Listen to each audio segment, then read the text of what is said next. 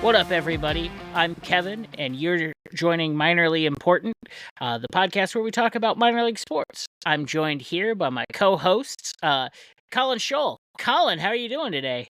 I'm doing good, man. You know, enjoying this nice weather out that we had for a while, so it makes working outside a little bit better than working in the cold. Yeah. And then we're also joined by Dylan Little. Dylan, how you doing, man? What's up? I'm doing good, man.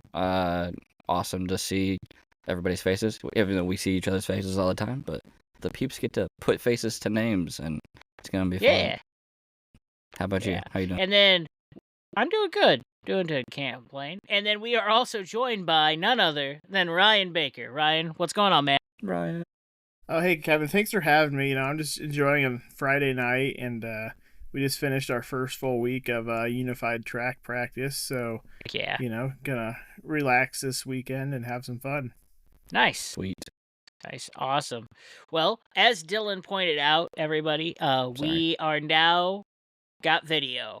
Everybody, round of applause. We finally got video. Yeah. Awesome. All right. So we now, you get to see our faces, and we get to, we'll be on YouTube now. We are going to continue this and open up a Rumble page now. So all of our stadium tours, as well as every episode, will be on Rumble.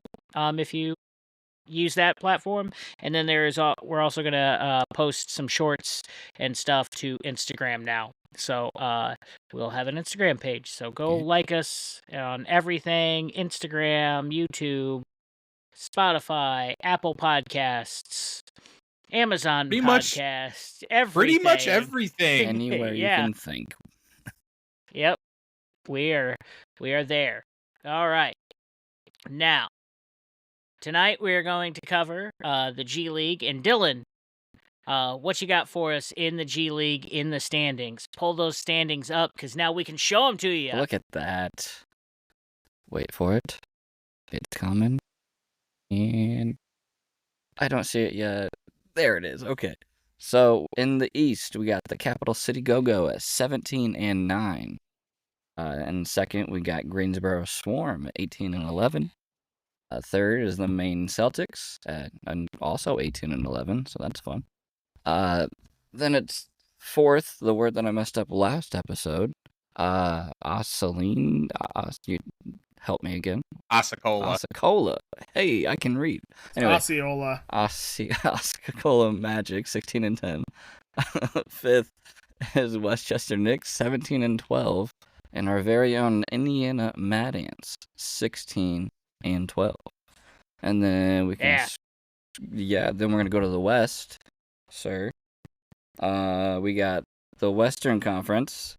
First is the Stockton Kings, 18-9.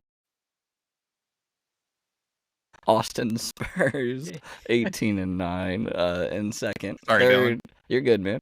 The Salt Lake City Stars, 17-11. Fourth is the Valley Suns, 16-12.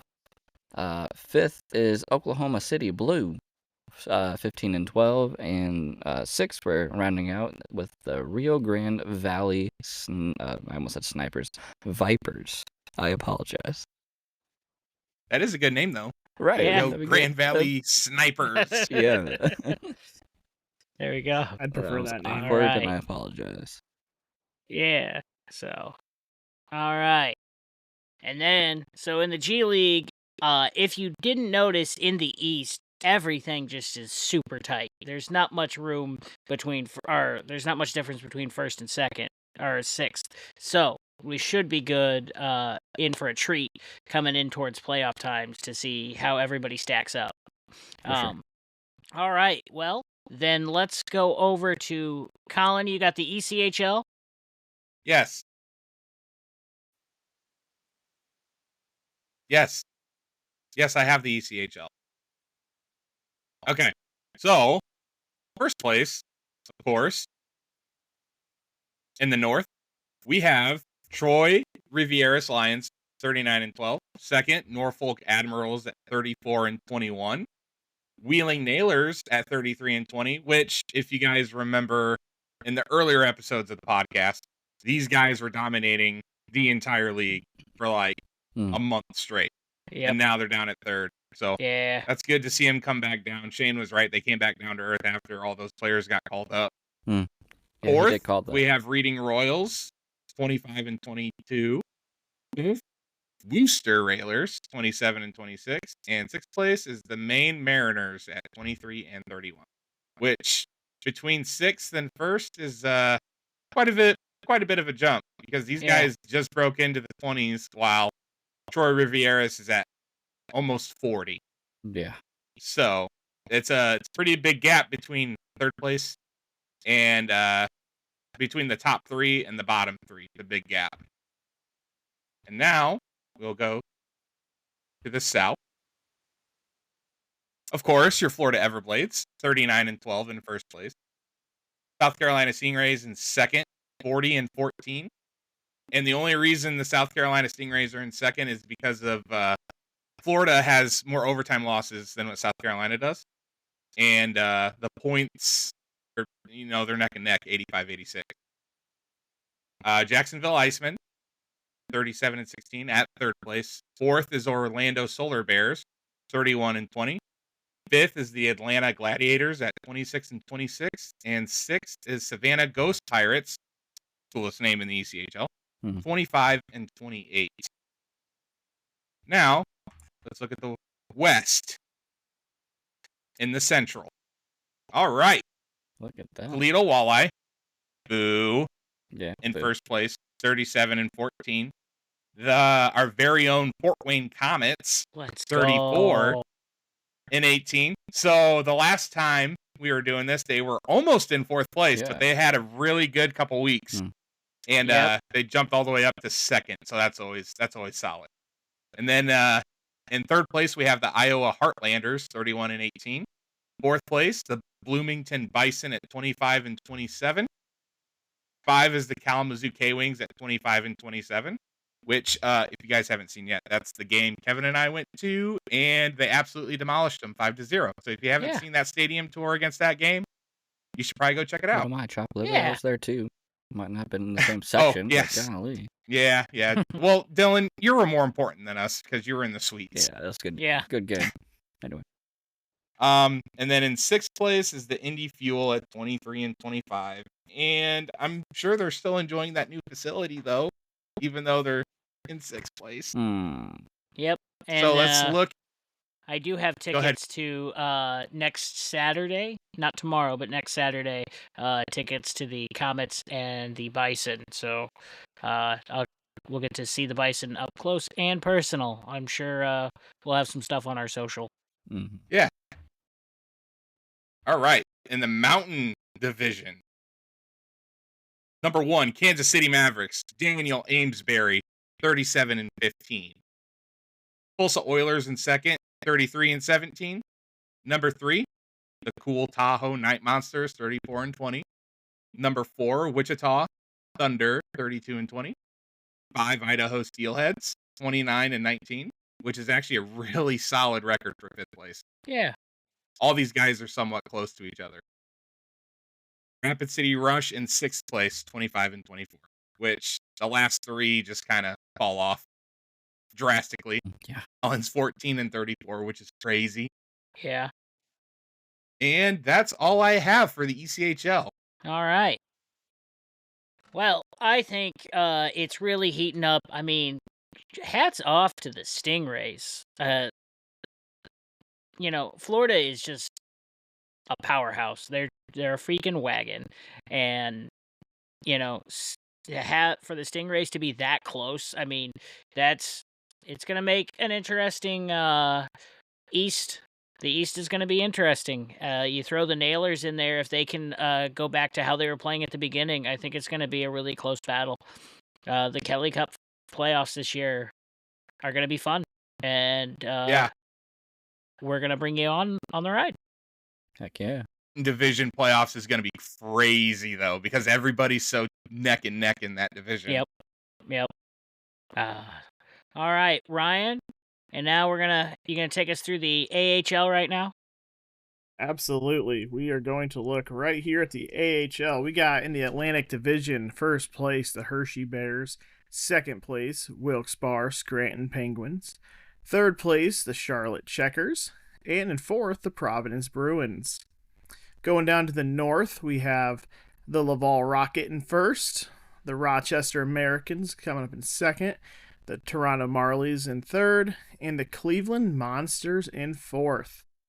Moving on down to the central, we got Milwaukee Admirals leading the central, Texas Stars coming right up behind them in second place, Grand Rapids Griffins, and followed by the Chicago Wolves in fourth.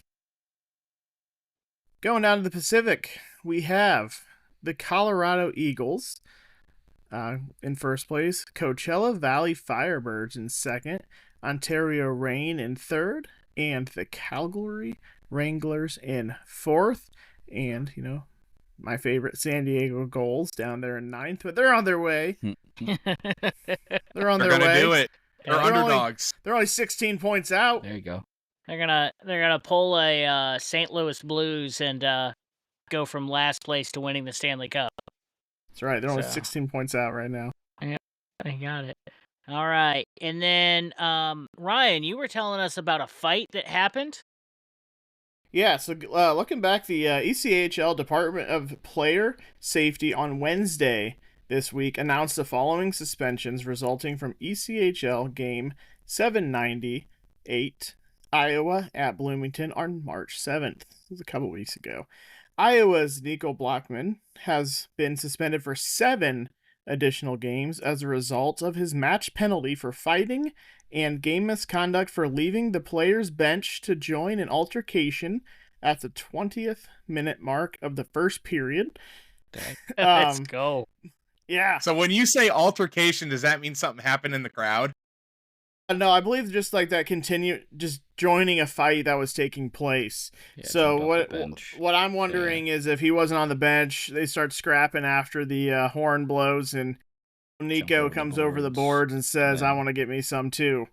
I'd really like to see a video of this.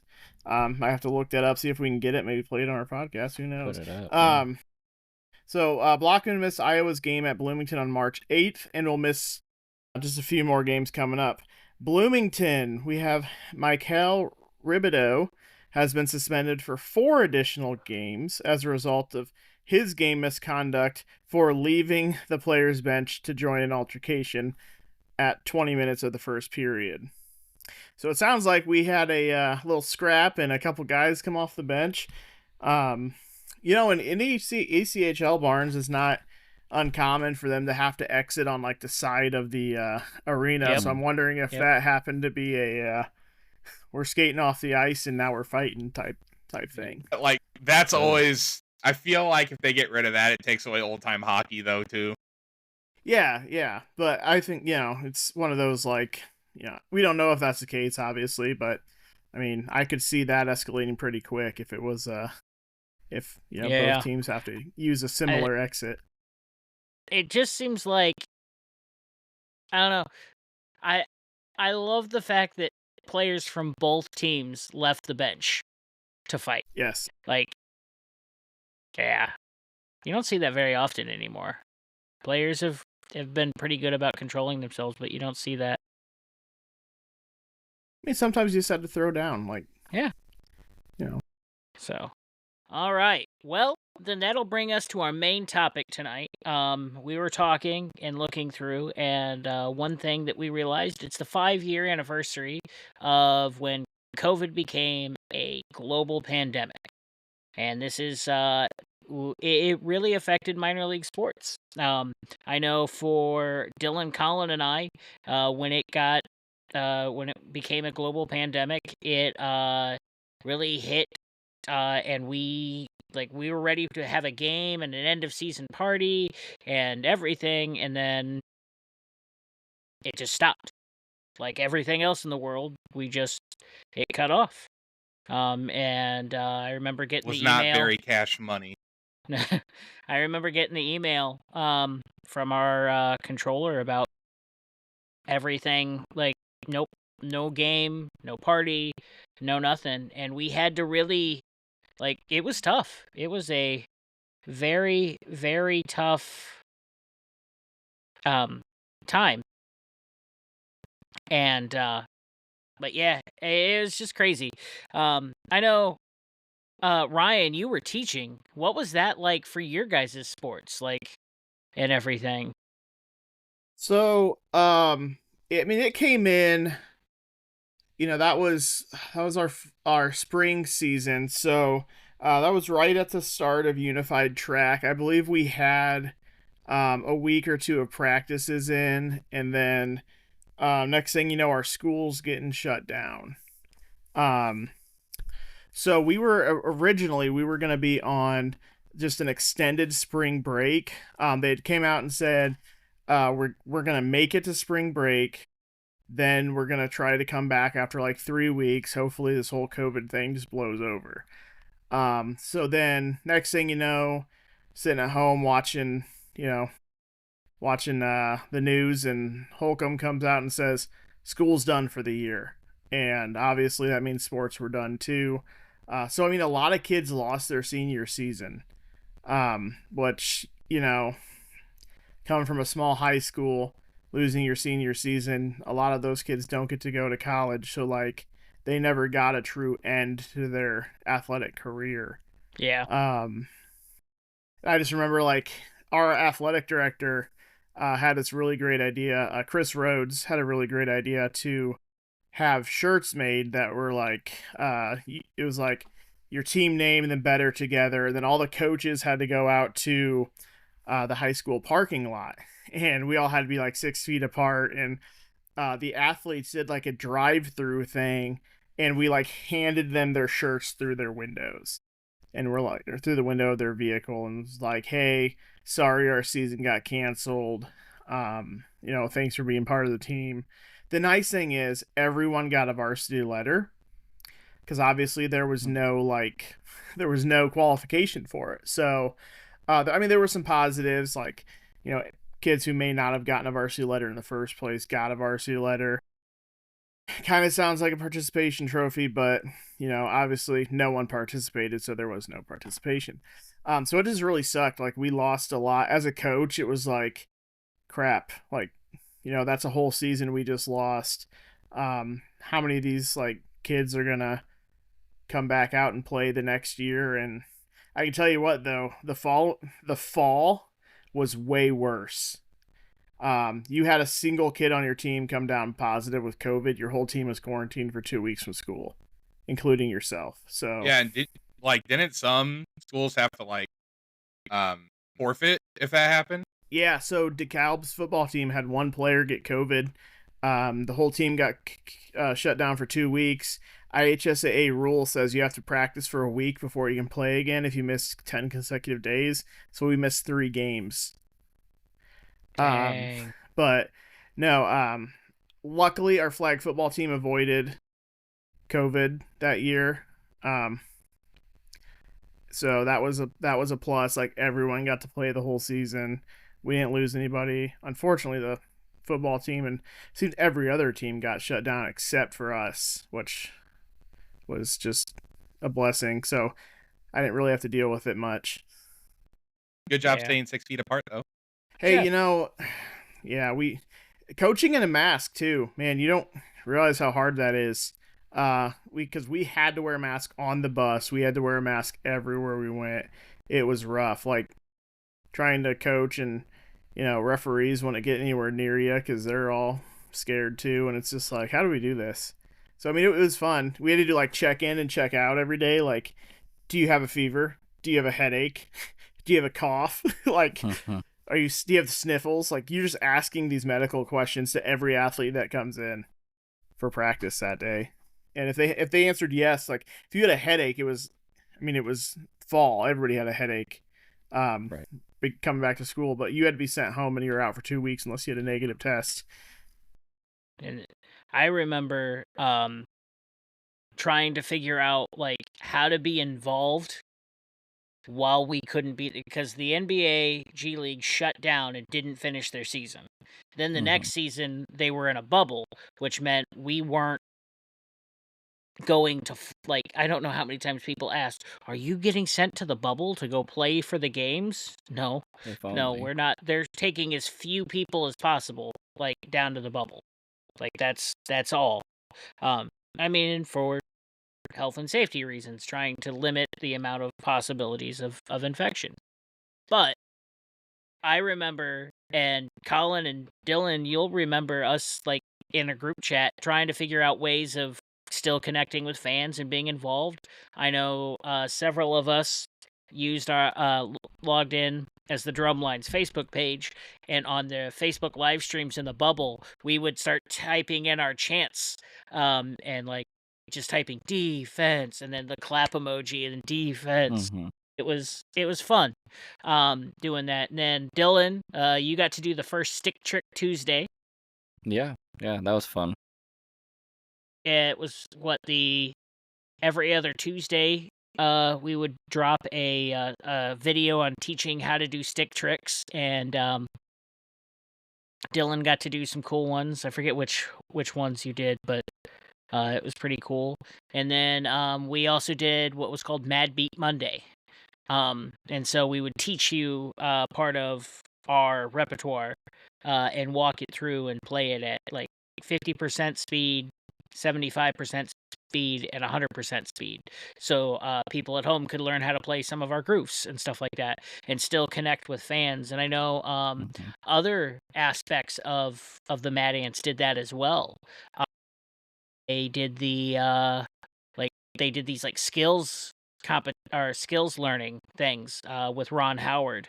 Ron Howard helped do a lot of that, and it was a really cool thing to get people involved. But it was just, I remember trying to learn are we doing this next season? Can I have auditions? If we have auditions, what do we have to do? What all like I remember we had to run auditions the year after the bubble with masks on. It was not trying to do that and shout instructions with a mask on was not the most convenient thing in the world. But we did what we had to, and but I had work and all that, trying to fight through that and figure out all of that stuff, and it was just a really, really crazy time. And minor league sports just kind of stood still for a while because all sports did, really. Yeah. No, I mean every sport tried to do a bubble. I mean that's when the Comets won the cup. Was that year? And that was. I remember going to games and having to sit like so spread out and so but it was cool to be like finally go back out and start doing things and being involved. And if you notice, minor league sports teams probably picked back up. They were the first things to start getting people back out because it brought people together. Yeah, I ended up going to every Comet game that year, and it was great because, like you said, everything was so spread out. And the row in front of you was empty, behind you was empty, and next to you was empty. So, me being a kind of wider guy in those Coliseum seats, I really enjoyed that extra space. So, that season was my favorite. Number one, because the Comets won the cup. Yeah. And number two, I had plenty of room the whole season. No lines for concessions or restrooms. How long were you guys out of work for during all that? 2 weeks. Yeah. Oh, man. About a week for me. 2. It was 2 for us. Shoot. So Ryan, we all know how long you were out. No, okay. So we're going to, so teaching world, I was at a very rural school at the time. Our students did not have a lot of internet, and I mean rural. I mean, like, we're in the middle of nowhere. So we turned in packets on Mondays to be mailed to the kids. Went back to school to pick them up on Fridays. So I did not work for a couple months, and it was like driving me nuts. Now, the real story is we did that, and I was still able to do my duties as in that profession, but I went and worked full time in a second because I sold appliances at a small mom and pop appliance store in the area. and I was working there full time because they had a lot of older guys that worked there who were scared of COVID. So, I actually was able to save up a bunch and, yeah, be able to pay for my wedding and honeymoon that way, working 2 jobs. Man, I remember we were getting ready to start signing on with Fort Wayne FC, and that actually got cut for a season. And so that first season, nobody, to honor the players that were signed that didn't get to play, they didn't let anybody wear the number 20, and they kind of retired that, and that was the fans' number, as they put it. So if you bought a jersey from their shop, it had the number 20 on it. But they said no player would do that because that was reserved for the players that didn't get to play. So Smart. yeah, and but it was kind of hard, and then it was cool to come back that next season. Their first inaugural season was the year after, and it was a lot of fun. Colin, you were part of that group. Dylan, The pregame was so much fun. oh, dude. So that first year back, we were in charge of the smoke bombs that first season, Right. and I remember one of our guys brought in a big one because we were like, hey, these are it's not filling up the stands. So he brought in the big one, and dude, blue was everywhere because we use these blue smoke bombs. It was freaking everywhere. Didn't somebody get burnt from the smoke bombs because they were holding the bucket from the bottom?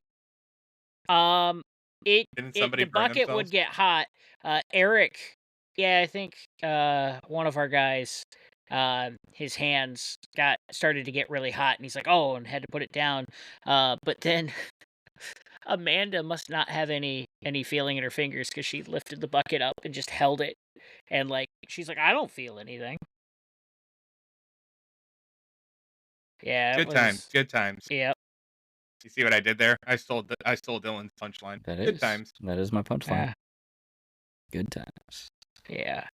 But it's a Oh goodness. It was just a crazy time for everything. Let's see. I remember the NHL, they moved to a bubble, and that was crazy. We had the NBA did a bubble, and then came back, and I wish James was here tonight because talking about like all of how a front office would have handled a lot of that. Like, how do you juggle that? How do you juggle how many fans to have? How many do you like? How are you getting rules from your league and rules from your city and your state and your county? I mean, like every level of government. Like, what do we have to do? And just like dealing with all of that was just crazy. I know from just being from a manager standpoint for our department, it was crazy, and it was hard to deal with. Yeah, it's just I'm really glad that sports made it through. Oh yeah, absolutely. Yeah. Okay. Yeah. What? We need to go through the Oh yeah. So corrections. with that, last episode we discussed the line brawl that happened in the APHL between the Summit City Distillers and the Toledo Mobsters. Big boo. I had a couple of facts that were a little backwards, and I just want to issue a correction. The first one is that a stick did not hit a fan. It flew into the crowd, but it did not hit a fan. Thankfully, yes.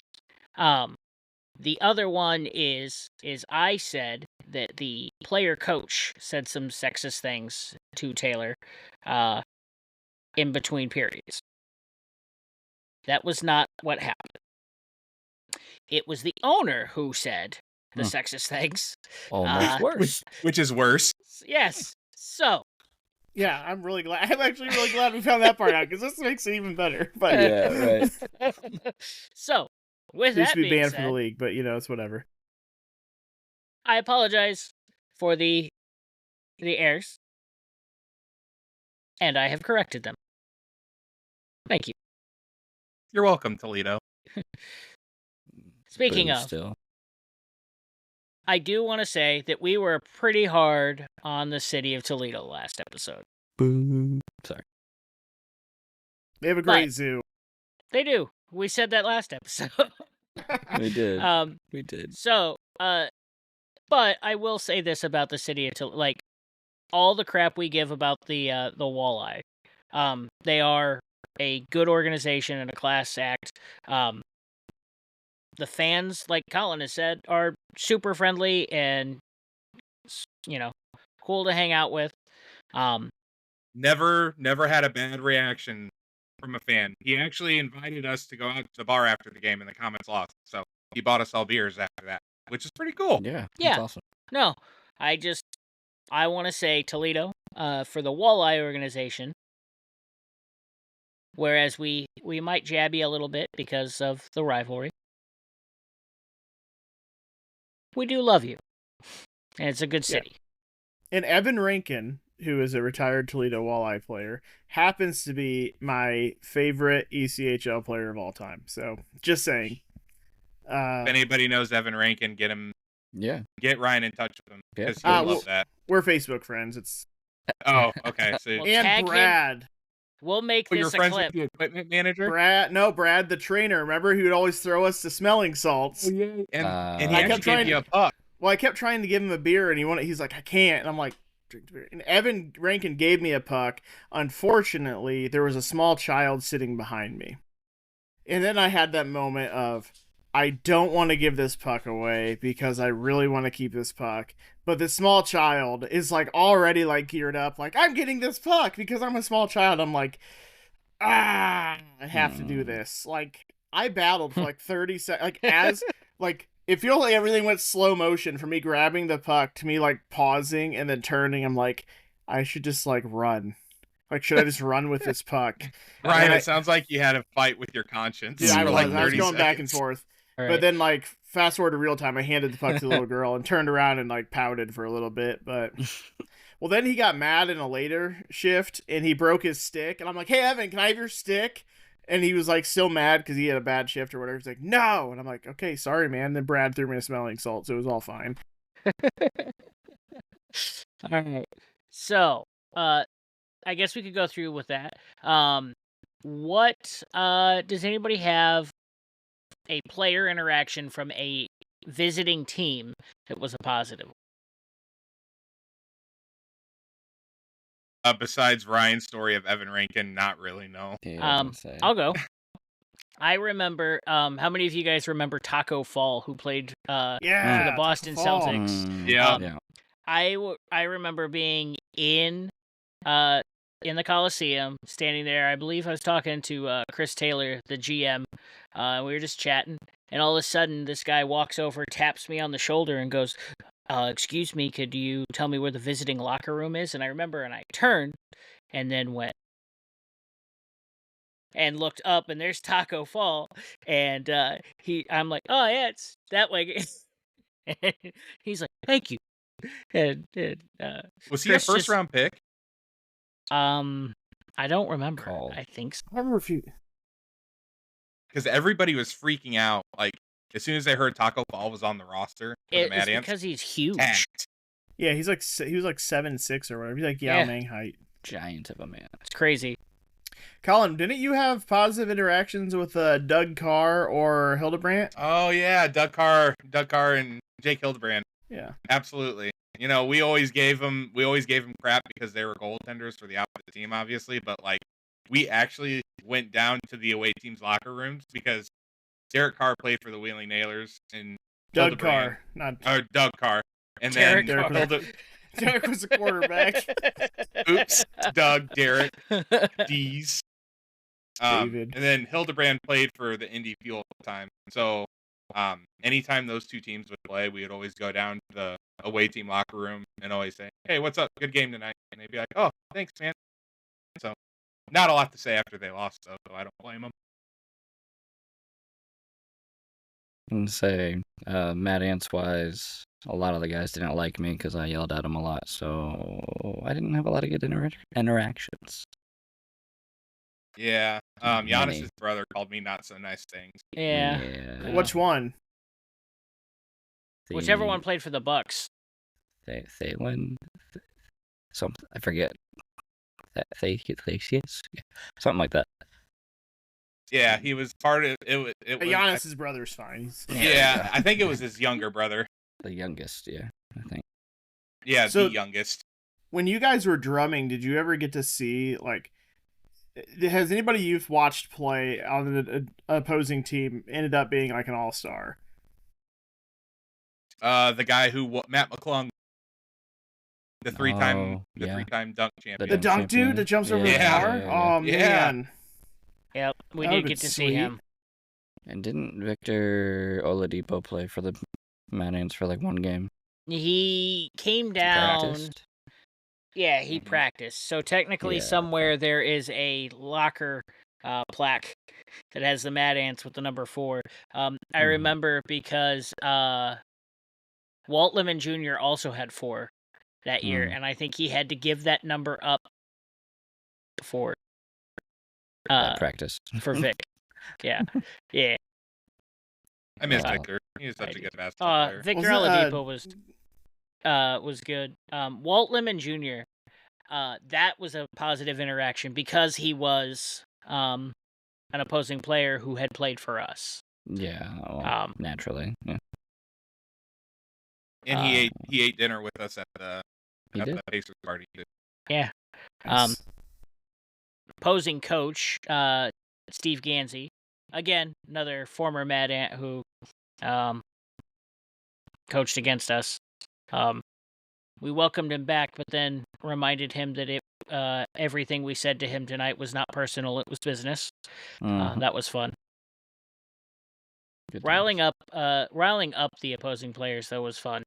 I remember I would always tell, whether we won or lost, I would tell the other team as they were leaving and we were packing stuff up into the tunnel, safe travels. Mhm. And Yeah. most of them would look at me and go, thanks. Hmm. Like, weren't you just No telling me I hard suck at my feelings. job? Yeah. Oh man, Good it times. was a lot of fun times. It was really good. But let's see. Trying to think of some other ones. Glenn Robinson on. Oh yes, Glenn Robinson the third. He played. Yep. Oh wait, no, he didn't. Sorry, he didn't play for the Mad Ants. I thought he not even like one. I thought like one game. Nope. Well, Okay. maybe. I mean, we need stat checkers for this. Yeah. So I know like the Tin Caps had oh, what's his name? Pitched for him last year. Gosh. I know the Tin Caps have had some, like the Wizards had, like Torrey Hunter and all those guys started down there. AJ Przinsky, Jake Peavy, Alex Rodriguez's first home run. I know we mentioned that on like the first show. Yep. Yeah, fun fact: Alex Rodriguez first home run.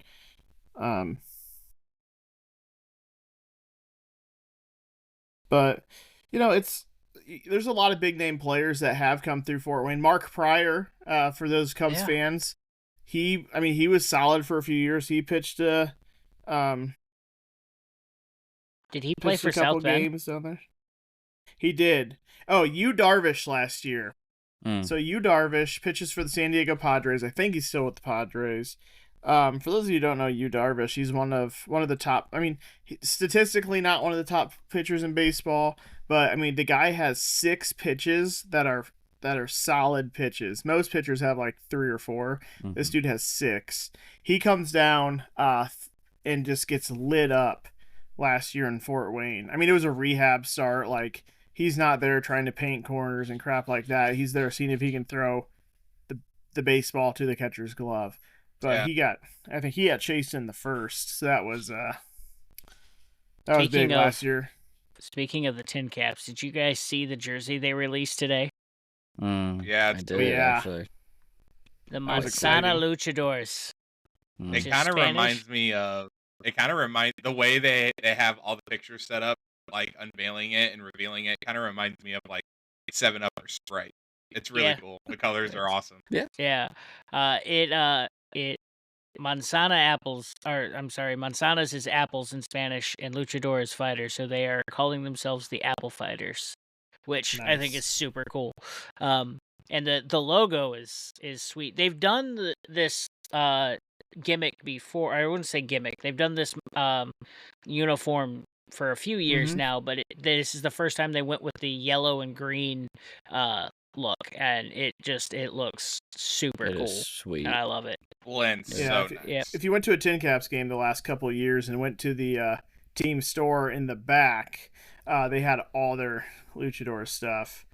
So I'm just glad, they picked a good name, because when they picked the Tin Caps over the alternative name, Yeah. that it What could were have the been. names that were in the running? Well, I besides- believe somebody was pushing really hard for them to be the Potheads.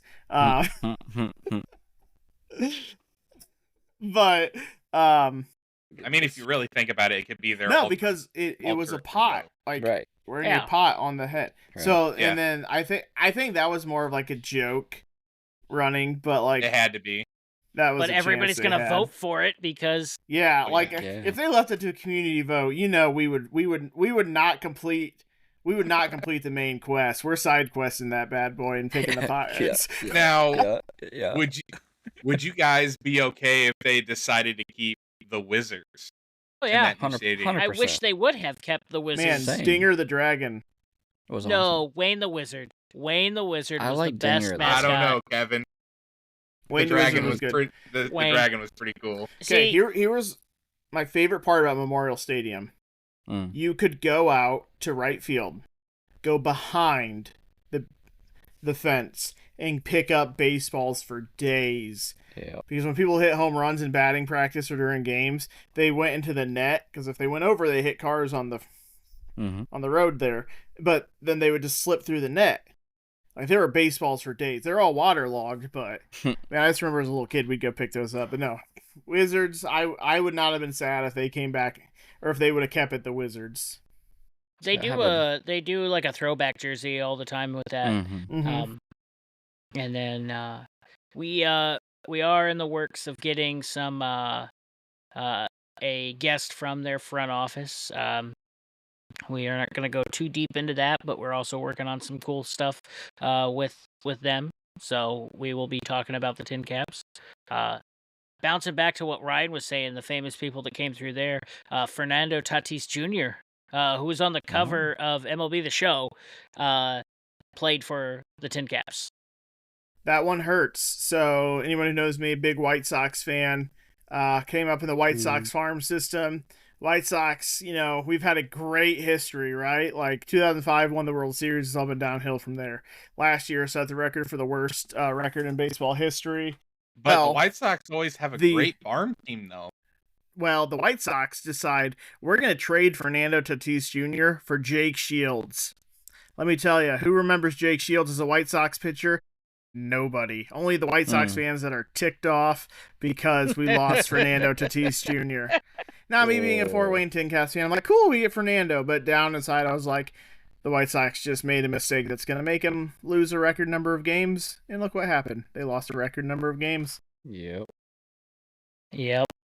Who was that good rookie that played on the Reds? Ellie De La Cruz? Yeah, Ellie De La Cruz. Yeah. Man, let me tell you, that guy,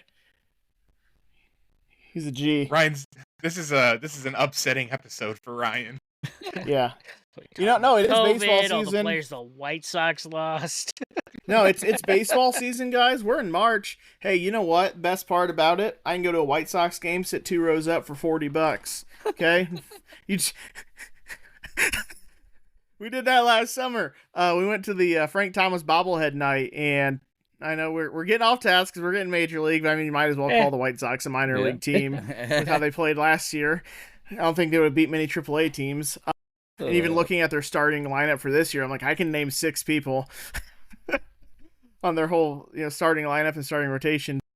I mean, good Lord, it was cheaper to go to a White Sox game than it was to go.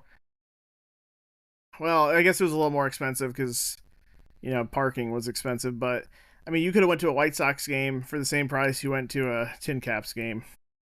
I will say this, though, Ryan, the one time we went to Guaranteed Rate Field to watch the White Sox, what's his name hit a grand slam that night. Who was it? I think his first name was Yogi. Does that ring any bells? Who did they play? I can't remember who they Oh played. man, but... that was a. I know the White Sox got smacked that night. Here's the thing: I've been to plenty of White Sox games, seen lots of White Sox losses. The one that stands out the most is when Alfonso Soriano hit that home run and I almost caught the ball. But, no. But I had a great time at Guaranteed Rate Field, way more than I've had at like Chicago Cubs games when we went. Yeah, I mean, that's the thing. Like, we talk about minor league sports as family friendly and affordable. So is White Sox games. Yeah. I mean, super affordable. You can park for like $10 if you want to sit up top. It's $5 to get in, and then most of the time they're like, "Hey, this section's closed, so you got to go find a seat downstairs." It's like, "Oh, good, there's 10,000 of them." Never have that problem at Guaranteed Rate Field. You mean Wrigley? Or Wrigley, yeah. You just might they could. You just might sit behind a pole. They could be bad, horrible, the worst team in MLB, and it will still be packed. You want to know why? Go Cubs, Cubs go. faithful. Go Cubs, Yes. go. Fly the W. Let's go. Anyway. Hey Colin, remember the Ducks beat the Blackhawks and we were leaving and I was singing "Go Ducks Go." Yeah. Yeah, I remember. We're leaving the was that the United Center?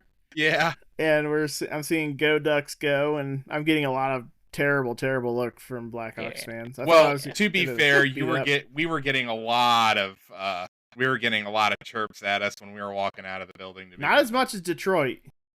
Well, yeah, they did not like you in Detroit. That guy, like after the game, so the Ducks lose, and this guy tries to like come up and try to fight me because I'm wearing a Ducks jersey. I'm like, no, I'm not going to jail in Detroit, Michigan. Like he walked up to us and he went straight to you. Yeah, he walked right up to us. I've made a lot of poor decisions in my life, but going to jail in Detroit, Michigan is not something I'm gonna do. No. Oh man. Good times. Yeah.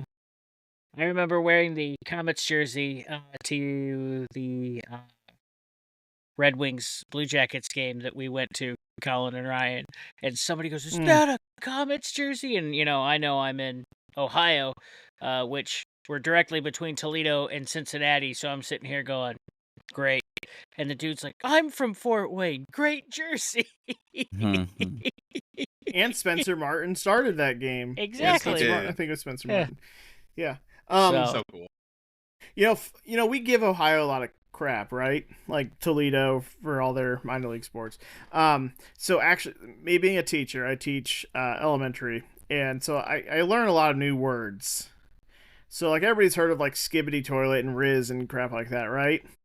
Well, apparently Ohio is a new word for bad.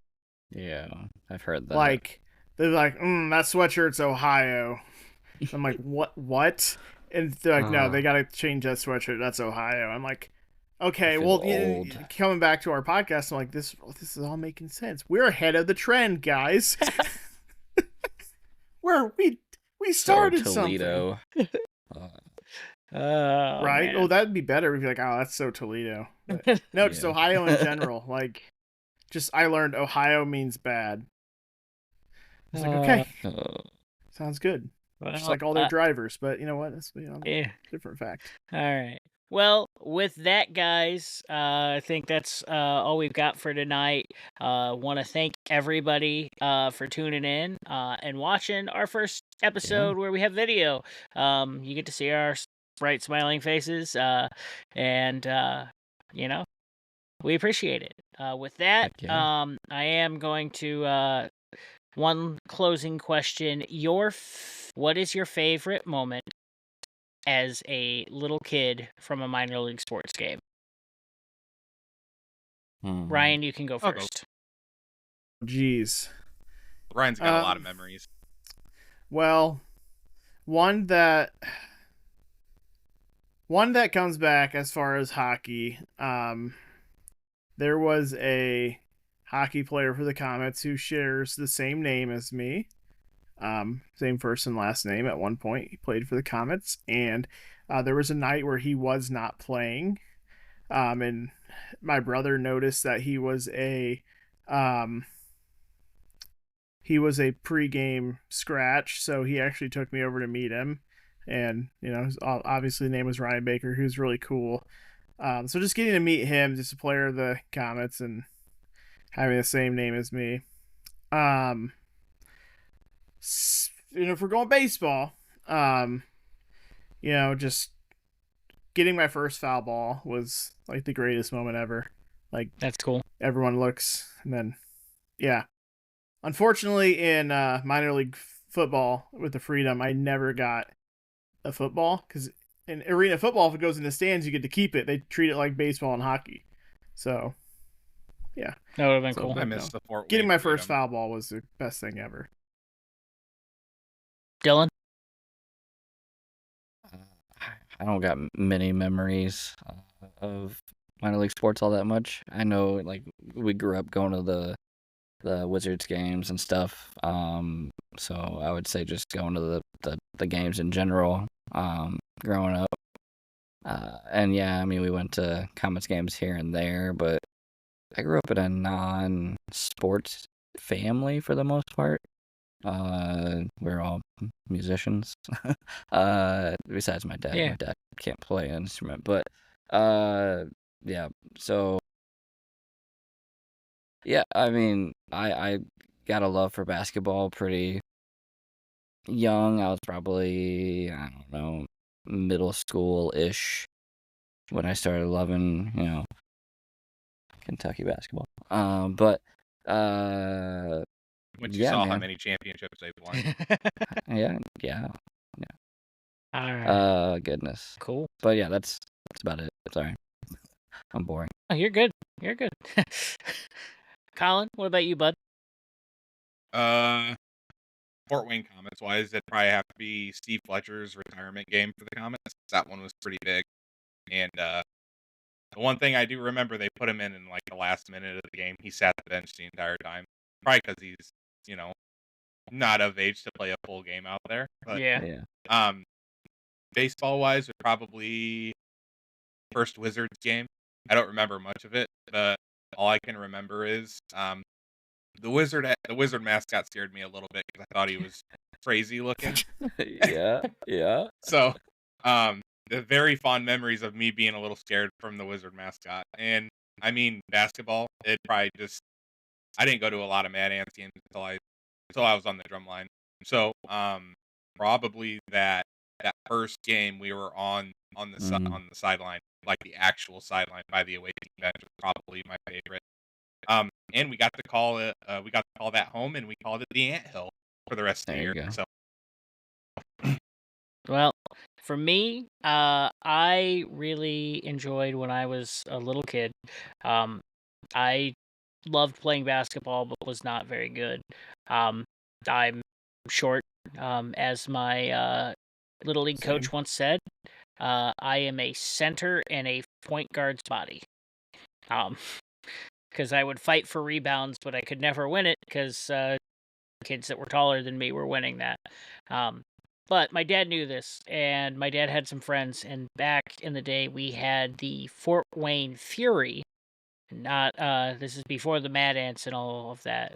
And when I got diagnosed with diabetes, my dad's friend got the entire team to sign a basketball, like one of their game balls, and gave it to me. And so I have that basketball that is signed by the entire Fort Wayne Freedom, or sorry, not Freedom, the Fury. And that has a couple of, like, I want to say, like, college basketball Hall of Famers. I don't remember which one, but my dad was like, there's some pretty big names on there. And then I remember that, and it was like, oh wow, that group of people would do that for me when I got diagnosed with type 1 diabetes, and it meant a lot to me, and that really impacted me. That like, oh, minor league sports is cool, and I shared the Tim Kostick story from the Wizards, I believe on episode 1, and then again when we talked to Tim Bauman. Those two were really impactful moments in my life, and really grew me to really like minor league sports. So, yeah, that's those are mine. Also, shout out to the comments for inviting Jason, the fan who got harassed at the game. Heck yeah, that was so uncalled for.